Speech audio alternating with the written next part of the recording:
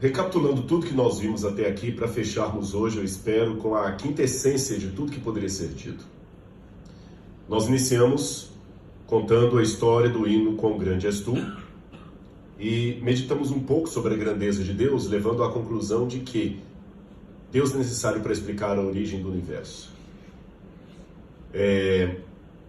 Porque o sentido de um sistema fechado está sempre fora dele. Se o universo é um sistema fechado, o sentido desse universo tem que obrigatoriamente estar dentro dele. De outra feita, não existe universo. Dei exemplos para vocês disso. Depois nós falamos um pouquinho sobre a grandeza desse Deus. Qual é o tamanho dele, se é que podemos dimensionar. E nós falamos com vocês que Deus é um ser tão grandioso, que até as nossas palavras são incapazes de descrevê-lo. São incapazes de descrevê-lo.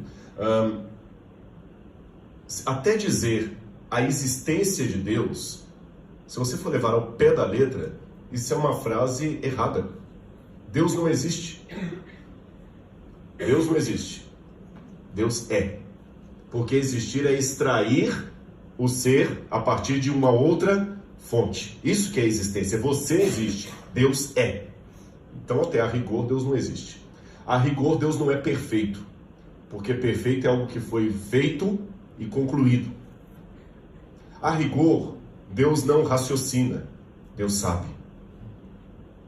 Deus é um ser cujo centro está em toda parte e a periferia não está em parte nenhuma. E o grande problema é que nós só conseguimos idealizar coisas em 3 dimensões: tamanho, largura, altura, largura e profundidade. Deus faz parte de uma dimensão que eu nem posso medir Deus em termos espaciais, porque Ele criou o espaço.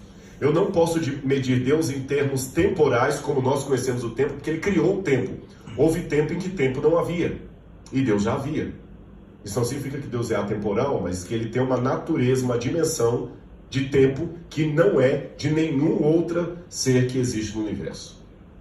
Também expliquei na sequência disso, na quarta-feira, que muita gente fica questionando como é que Deus pode ser 3 em 1, 1 em 3, isso é absurdo. É simples, quando as pessoas antitrinitarianas não entendem por que Deus são 3 pessoas e um só Deus, é porque eles estão colocando para Deus a categoria da matemática. Mas o 3 de Deus não é o 3 da matemática, porque o 3 da matemática eu posso acrescentar 1 e vira 4. Eu posso multiplicar por 2 e vira 6. Mas o 3 da Trindade não é o número da matemática, então não dá para fazer operações com isso. E antes que alguém pense que isso é contraditório, nós colocamos para vocês as diferenças entre contradição e paradoxo. Deus não é contraditório, mas Ele é paradoxo. Eu expus vocês a um exemplo aqui que deixou muita gente com a cabeça até hoje. Tem gente discutindo aí se a bailarina estava no sentido horário ou anti-horário. E já antecipo para vocês, aquela bailarina nunca mudou de rotação, não foi um truque de imagem, foi apenas um exemplo de um paradoxo para você entender. Paradoxos são 2 situações opostas, mas que convivem no mesmo ser. Ali cada um viu a bailarina ora girando para cá, ou girando para lá, e ninguém viu no mesmo sentido. Isso é um paradoxo. Deus é um mistério, mas mistério não significa algo que não exista, significa algo que está além do nosso alcance. E eu falei que tudo que existe, nós podemos predicar dessas coisas por 3 vias. Acabei na hora me atrapalhando aqui com os termos, né?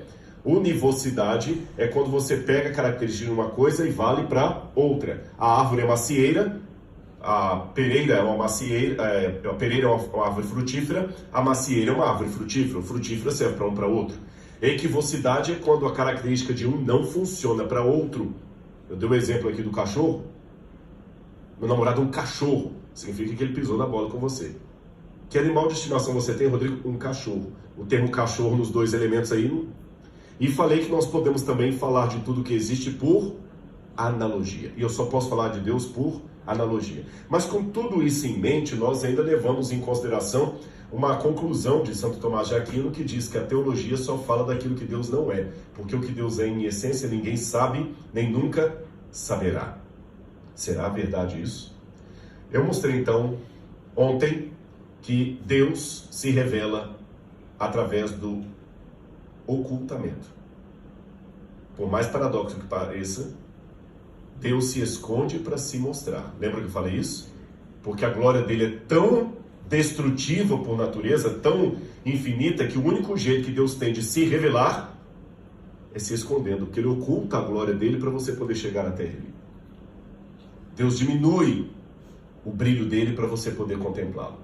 E eu falei que todo esse exercício de revelação de Deus se resume na pessoa e obra de Jesus Cristo. E ao contrário do que muita gente pensa, o processo de Cristo de revelar o Pai não começou quando Ele se encarnou, muito menos com a humanidade. Até os anjos precisavam de uma visão mediada de Deus. Pode olhar que quando o livro de Isaías descreve os serafins diante de Deus, e querubins, e aqueles seres todos lá, menciona-os com asas, alguns com 6 asas, sendo que 2 cobriam o rosto, 2 cobriam os pés e com 2 voavam. Por que os anjos precisam cobrir o rosto para poder olhar a Deus?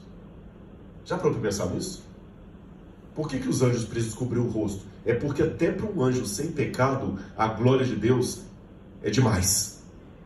É muito megatom de glória, se eu posso usar essa expressão. Até os anjos precisam de uma mediação para contemplarem a Deus. Até os anjos. Não é à toa que diante do trono existem seres que recebem o nome de querubins. E a palavra querubim, querub, significa aquele que cobre. E o que Lúcifer era no céu? Um anjo cobridor. Aquele que quando Deus ia se manifestar, ele abria as asas para que a glória de Deus não ofuscasse os outros anjos.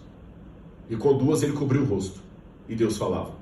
Eu imagino que quando Lúcifer saía da presença de Deus, deveria acontecer a mesma coisa que ocorreu com Moisés, quando contemplou a Deus no Sinai, que o rosto dele estava tão brilhante, que as pessoas pediram: Moisés, deixe que Arão fale, você fica quieto, porque ou então coloca um pano na sua cara, porque a gente não está conseguindo te olhar.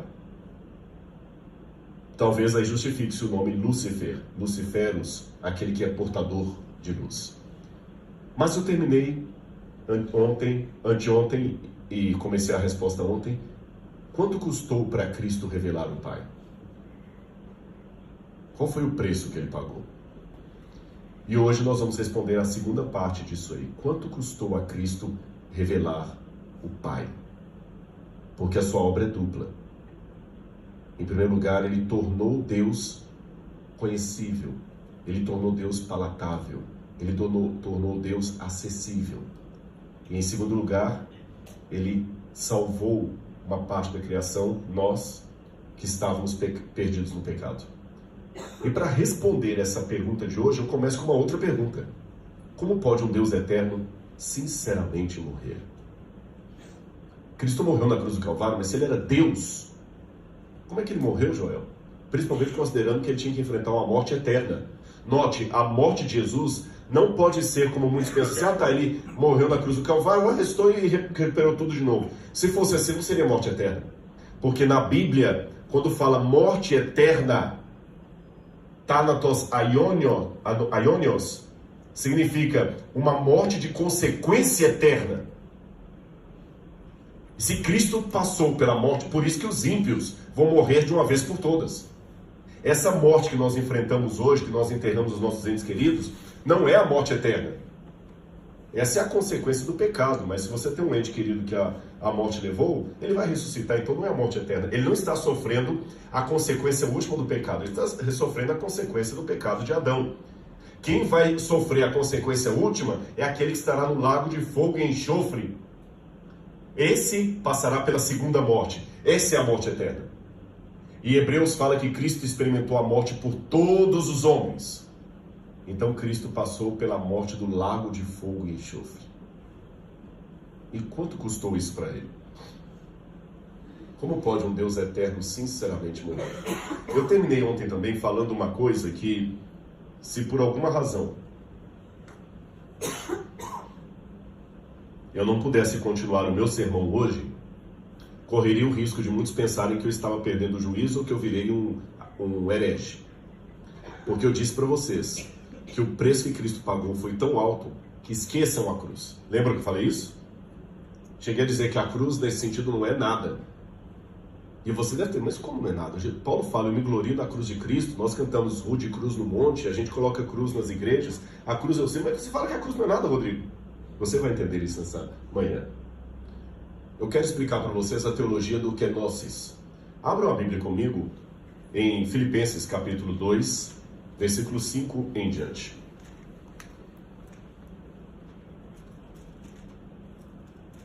Filipenses, capítulo 2, versículo 5 em diante. Quando eu falo teologia do kenosis, a palavra kenosis em grego significa esvaziamento, sugamento. É quando você esvazia um balão que estava cheio de ar, você esvazia. E Paulo diz assim: tende em vós o mesmo sentimento que houve também em Cristo Jesus, pois ele, subsistindo em forma de Deus.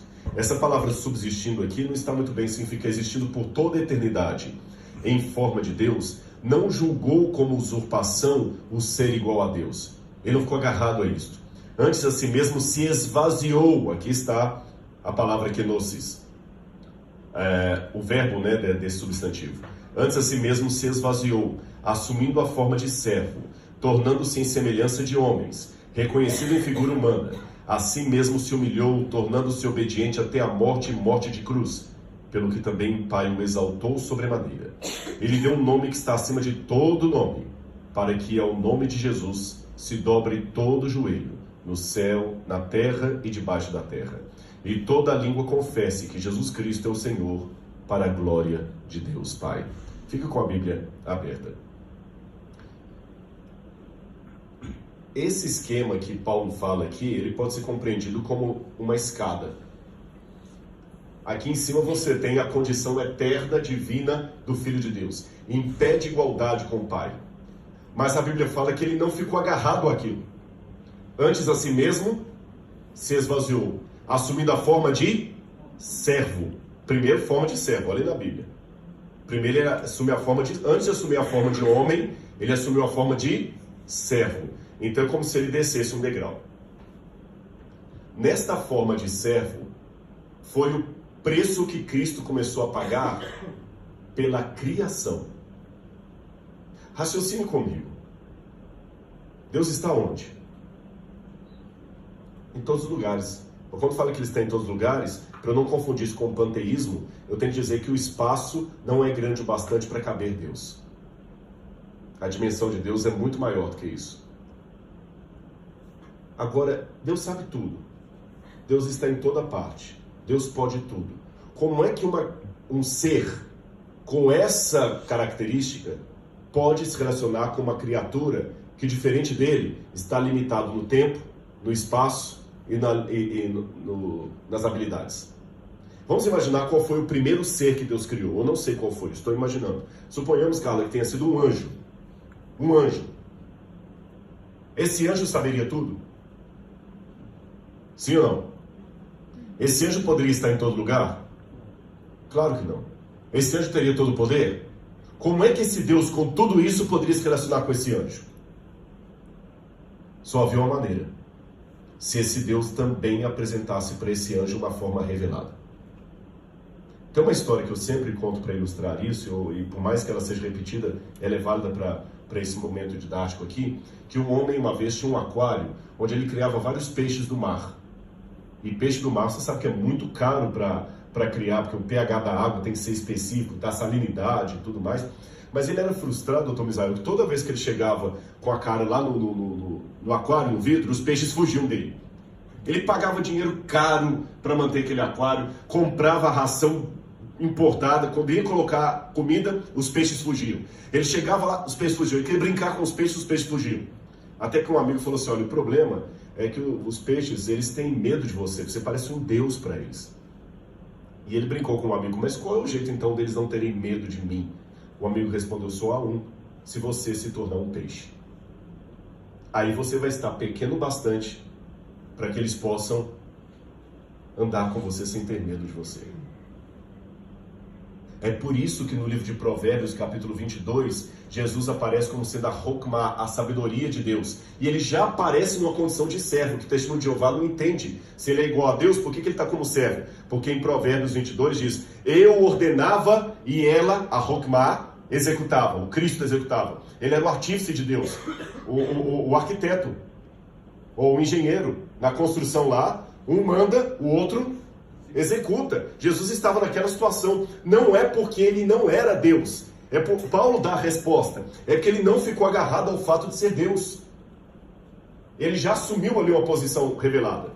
Quando os anjos estavam no universo, Cristo andava no meio deles na forma do arcanjo Miguel. E é por isso que o livro Patriarcas e Profetas diz que quando Lúcifer intentou toda a rebelião contra Deus, ele não queria o lugar de Deus, ele queria o lugar de Jesus. Porque ele pensava, todos aqui sabem que aquele lá é grandioso, que nós não podemos contemplar a glória dele, mas esse aqui não, ele é um entre nós. Cristo assumiu a forma de servo. E diz que depois que ele assumiu a forma de servo, ele desceu mais um degrau. Ele assumiu a forma humana, sendo visto em forma humana. De fato, no Antigo Testamento, ele já se manifestou em forma humana quando ele lutou com Jacó, quando ele comeu na casa de Abraão. E depois de assumir a forma humana, o que a Bíblia fala? Que ele se humilhou até a morte e morte de cruz. Eu vou revelar uma coisa bem dantesca que talvez alguns já tenham me ouvido falar sobre isso.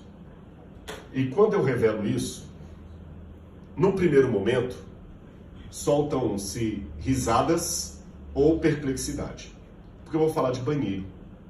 E se alguém não viu ainda essa explicação que eu dou, vai assustar e falar assim, Rodrigo, desculpa, qual que é a sua linha de raciocínio? Você está falando da cruz, eu estou até emocionado aqui do sacrifício de Jesus, vai só falar de banheiro. Levando-se em consideração que aqui no Ocidente, qualquer coisa relacionada a banheiro, necessidade fisiológica, causa constrangimento e humor. Pode olhar o humor, vai falar de flatulência, de banheiro, ri, as pessoas já começam a esboçar. No Oriente Médio não é assim. Eles não têm cerimônia para falar de coisas de banheiro. Por isso que o autor bíblico descreve que Saul estava dentro de uma caverna, esvaziando o ventre, quando Davi estava lá no fundo e por pouco não o matou. É normal para eles isso. Falar que as nossas justiças são como trapo de imundícia, que é pano sujo de sangue de menstruação, para eles tudo bem. Nós que temos esse receio. Mas, isto colocado, mesmo que alguns esbocem um sorriso, deixe-me fazer uma digressão aqui proposital no meu assunto para falar de banheiro. Nos tempos greco-romanos, esse era o banheiro coletivo dos homens. A primeira coisa estranha à nossa cultura é que os homens podiam fazer suas necessidades fisiológicas um sentado do lado do outro. Imagina o constrangimento. E você deve estar se perguntando, e o papel higiênico? Você está vendo na mão desse sujeito, desse aqui, e na mão do outro aqui também, uma pequena vara com uma esponja na ponta? Conseguem ver ali? Falei que ia gerar humor. Essa vara, doutor, era geralmente um caniço de qualquer, e isopo, geralmente eles usavam isopo, porque o isopo é perfumado, e tudo de propósito, o isopo é perfumado, então um cheiro natural, e na ponta do isopo eles fixavam uma esponja do mar. Então, com uma água corrente que passa aqui rente aos pés, ele lavava aquela esponja, se limpava, e depois que ele se limpava, ele colocava num vaso, geralmente cheio de vinagre, para dedetizar e outro poder utilizar. Para esterilizar, melhor dizendo, corrigindo, para esterilizar e outro poder usar. Então a primeira coisa dantesca é o fato de eu usar a mesma esponja que outro usou. Além de fazer as necessidades sentado ali, e depois na frente do outro, e muitas vezes se conversavam nesses banheiros, trocavam figurinhas, acertavam coisas. Ainda bem que hoje não é assim. Imagina uma reunião como a que vocês vão ter hoje, daquele jeito. Agora que vocês riram, descontraíram, e talvez até estão se perguntando o que tudo isso aqui tem a ver com o que eu estava, com a linha de raciocínio que eu estava chegando, vocês entenderam o processo?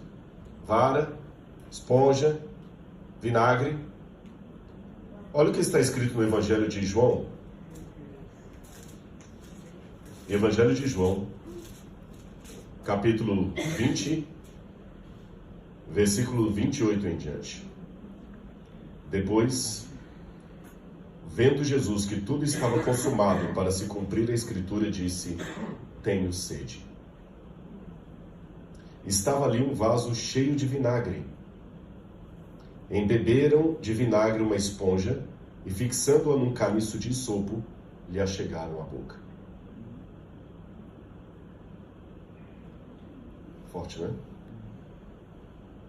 Ellen White fala no livro Desejar a Todas as Nações que um dos soldados fez isso tomado de piedade. Mas uma piedade não é aquela piedade do tipo assim, eu vou tirar Jesus da guerra, da cruz. É aquela piedade de guerra. Na piedade de guerra, muitas vezes a piedade de guerra é você meter uma bala na cabeça do outro porque para ele não sofrer. Na verdade, a piedade da guerra é você pegar uma serra e serrar a perna do outro para tirar o corpo dele. A piedade de um militar não é a piedade de uma mãe em casa dando iogurte para o filho da noninha. Ele sabia que ele não podia ter misericórdia de Cristo porque os outros soldados estavam ali e a cruz não era motivo de você amenizar. E Jesus não teve o sofrimento dele diminuído porque era o Filho de Deus, não houve privilégio. Pelo contrário, eu falei com vocês que ele experimentou na cruz o lago de fogo e enxofre, a segunda morte. E a segunda morte nesse sentido, a morte eterna, é a ausência absoluta de Deus. A ausência absoluta de Deus é algo que causa tanta dor, tanto pânico, que eu ouso dizer para vocês que ninguém no universo ainda experimentou essa dor, nem Lúcifer.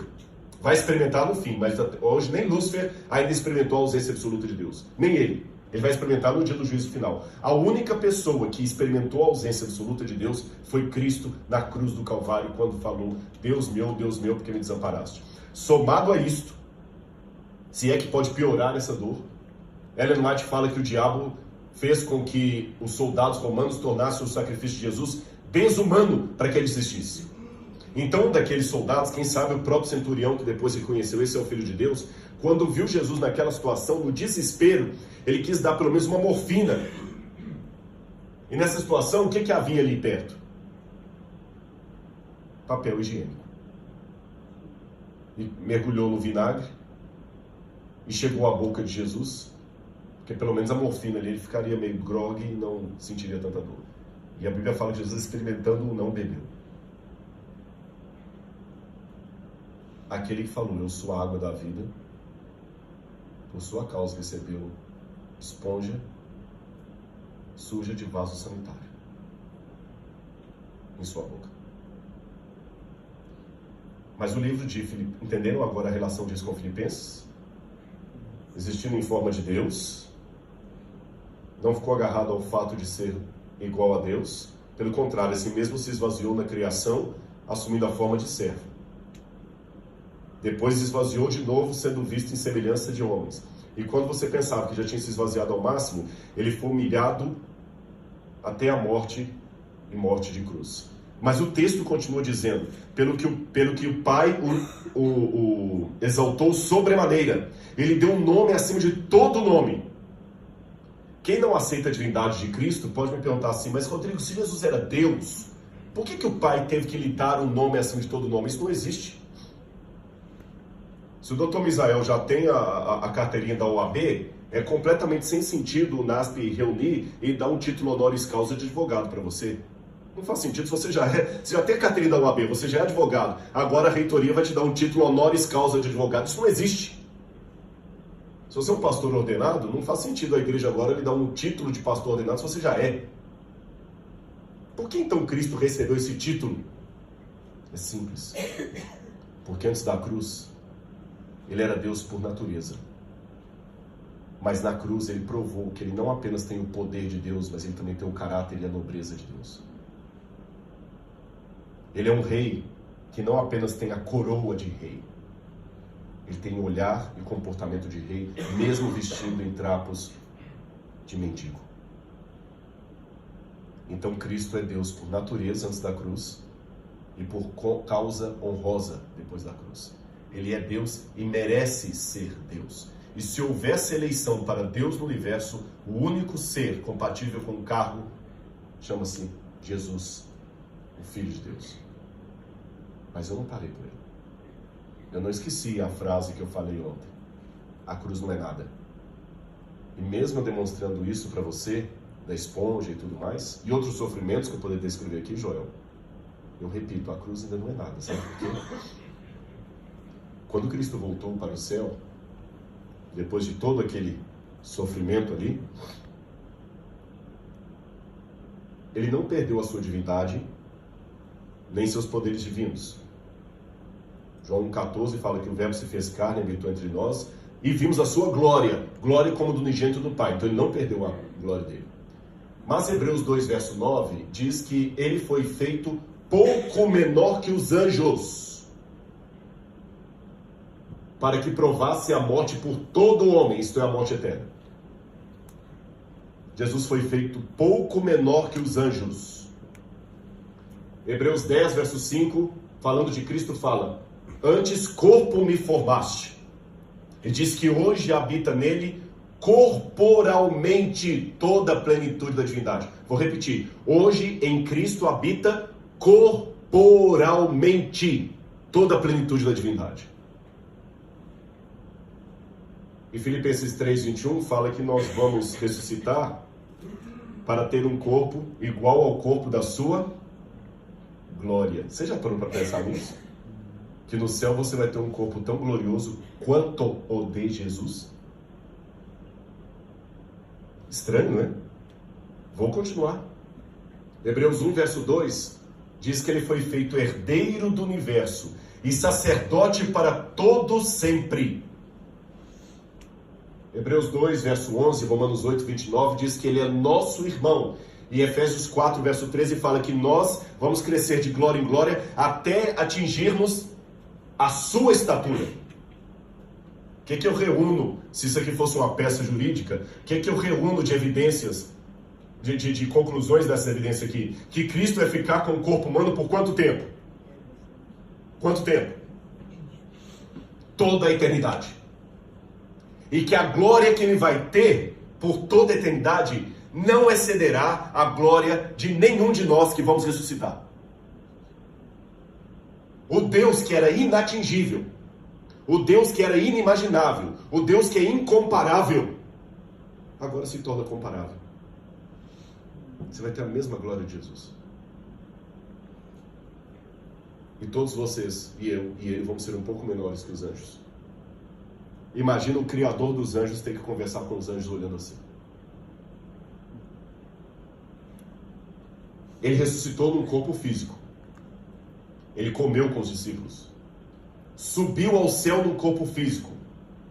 Atos 1, verso 9 fala que ele voltará do mesmo modo que o viste subir. Ele reina no céu num corpo físico. 1 Coríntios 15, verso 20 a 28. Ele é o primogênito dos que morreram e ressuscitaram. Se ele é o primogênito, a ressurreição dele não é diferente da nossa. Nós vamos ressuscitar do mesmo modo que Cristo ressuscitou. Com um corpo glorioso, porém um corpo humano. Apocalipse 5, verso 9, e passagens como Hebreus 2, verso 11, Romanos 8, 29, falam de Jesus como nosso irmão. Ele mostrou, depois da ressurreição, as suas feridas para os apóstolos. Significa que as feridas de Jesus nunca mais sairão das mãos, dos pés e do lado dele. Nunca mais. Ele manterá o corpo por toda a eternidade, porque Apocalipse diz: eis o tabernáculo de Deus com os homens. Mas o próprio Apocalipse fala: olhei e lá não há santuário no céu. Peraí, mas se não há santuário no céu, como é que João vê o tabernáculo de Deus com os homens? O que é o tabernáculo no Evangelho de João? É o corpo que Cristo assumiu. Como eu falei, ele mostrou as suas feridas em mãos, e Ellen White também diz o seguinte: desejar a tuas nações. Ao tomar a nossa natureza, o Salvador ligou-se à humanidade por um laço que jamais se partirá. Ele nos estará ligado por toda a eternidade. Para nos assegurar o seu imutável conselho de paz, Deus deu o seu Filho unigênito, a fim de que se tornasse membro da família humana, retendo para sempre a natureza humana. Esse é o penhor de que Deus cumprirá a sua palavra. Deus adotou a natureza humana na pessoa de seu Filho, levando a mesma ao mais alto céu. É o Filho do homem que partilha o trono do universo. É o Filho do homem cujo nome será maravilhoso, conselheiro, Deus forte, Pai da eternidade, príncipe da paz. Isaías 9, verso 6. Aquele que é santo, inocente, imaculado, separado dos pecadores, não se envergonha de nos chamar de irmãos Hebreus 2, verso 11. Em Cristo se acham ligadas a família do céu e da terra e do céu. Cristo glorificado é nosso irmão. O céu se acha abrigado na humanidade e esta envolvida no seio do infinito amor. Imagine que você precise ser salvo. Mas para você ser salvo eu tenho que ficar cego. Mas eu não tenho como ficar cego. Então o que eu faço? Voluntariamente, eu fecho meu olho para todo sempre. Foi o que Cristo fez. E antes que alguém fale, tá, Rodrigo, mas o corpo dele é um corpo glorificado. Não interessa. Para quem mora no palácio da rainha da Inglaterra, desde a infância, pode morar na casa mais linda dos condomínios aqui, que vai virar um casebre. Para quem vivia numa dimensão, é uma humilhação eterna. Entendeu por que eu falei que a cruz não é nada? A cruz foi apenas um momento. Mas o que ela deixou ficará para sempre. E quando as pessoas me perguntam por que Deus deixou o mal acontecer no universo, eu pergunto de volta, quem pagou o maior preço? Não foi você. Aquela cicatriz que você tem de uma cirurgia, de um acidente de carro, vai desaparecer no céu. A dele vai ficar para sempre. Nem o diabo vai para sempre ficar pagando consequências do que aconteceu, porque ele vai ser destruído. O único que vai ficar vivendo e pagando eternamente o preço foi Jesus. Esta é a morte eterna do Filho de Deus. Ele não perdeu os poderes divinos dele, mas ele voluntariamente os deixou de usar. Seria como alguém que tem um carro muito bonito aqui, mas sabendo que os alunos não podem entrar em carro, ele para todo sempre deixa o carro na garagem e sobe a pé. Ele continua proprietário de um bom carro. Você passa na porta da casa dele e o carro está lá parado, pastor. Mas ele só anda a pé. Então, por isso, Cristo deixou de usar até a sua onisciência. Sabia disso? E quando ele luta com você para ser salvo, ele luta de verdade. É como se ele falasse, pai, eu não quero saber. Eu vou lutar com todos. Como ele está presente em todo lugar hoje, Ellen White fala no livro Evangelismo que é através da ação do Espírito Santo. Como isso funciona, paro por aqui, eu não sei. Mas quem faz Cristo onipresente hoje é o Espírito Santo. Ele depende do Espírito Santo para estar conosco todos os dias até a consumação dos séculos. Sem o Espírito Santo, ele mesmo já não pode fazer isso, não porque ele não tem o poder, mas porque ele abdicou desse poder. E para todo sempre, ele vai ser o nosso irmão. E com isso eu concluo a minha semana aqui, dizendo que quando eu comecei a fazer teologia, diziam para mim que Deus é uma trindade. Eu não entendia Deus. Deus é eterno. Eu não entendia Deus. Deus não teve começo nem terá fim. Também não entendia Deus. Mas aí disseram-me que o Verbo se fez carne e habitou no meio de nós. Aí eu comecei a entender Deus. Então, não numa contradição, mas num paradoxo, eu iniciei essa semana dizendo que Deus é incognoscível. Ninguém pode conhecer a Deus. Mas eu termino a semana dando testemunho que eu conheço Deus. Não porque eu estudei teologia, mas porque eu me relacionei com Ele. Ele tem um rosto. E eu termino a minha palavra aqui dizendo uma coisa para vocês, que talvez pode ser o que está no seu coração aí. Falar no ambiente onde você vive é um desafio maior, porque as pessoas te conhecem, você não é uma visita. Mas eu também descobri, pessoal, que os títulos, eles podem até trazer respeito, cara. Podem até trazer respeito. Mas eles não trazem empatia, eles não trazem emoção. E os títulos não lhe dão autoridade para dizer algumas coisas que você precisa dizer. Deus estava no alto do Monte Sinai com glórias, raios, trovões, e o povo com medo lá embaixo. Ele falou, Moisés, vamos mudar aqui. Faça um santuário para mim que eu vou descer, eu vou ficar lá no meio deles. Então eu sei que muita gente sabe do Rodrigo da televisão, das viagens e tudo mais. Mas existe um outro Rodrigo também, que foi parar com depressão no serviço. E vocês sabem disso.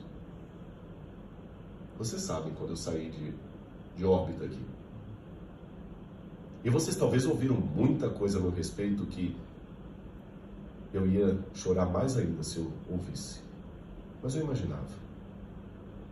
Muitas vezes ali no serviço, eu fiquei quase 2 meses internado lá com depressão profunda. Eu escutava vocês cantando na igreja. Eu olhava para aquele lago e falava, não vai ter jeito. Nunca mais eu vou ocupar o púlpito.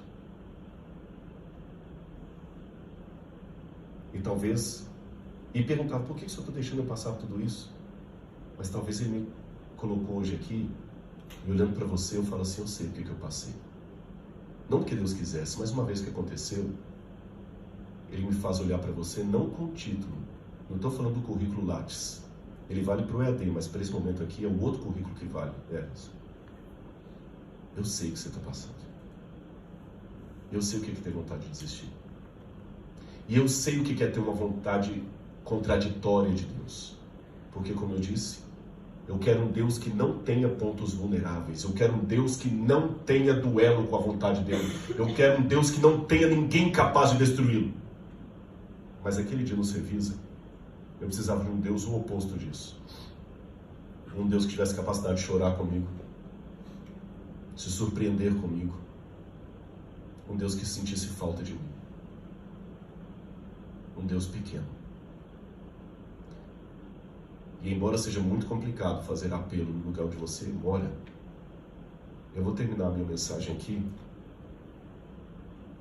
dizendo que eu sei como é Deus e colocando uma música para vocês. Eu vou traduzir porque a música está em inglês, que eu ouvi muitas vezes no momento mais duro da minha vida. E para falar de Deus, eu tenho que terminar falando de mim mesmo, de como eu precisei de um Deus pequeno bastante para me ouvir.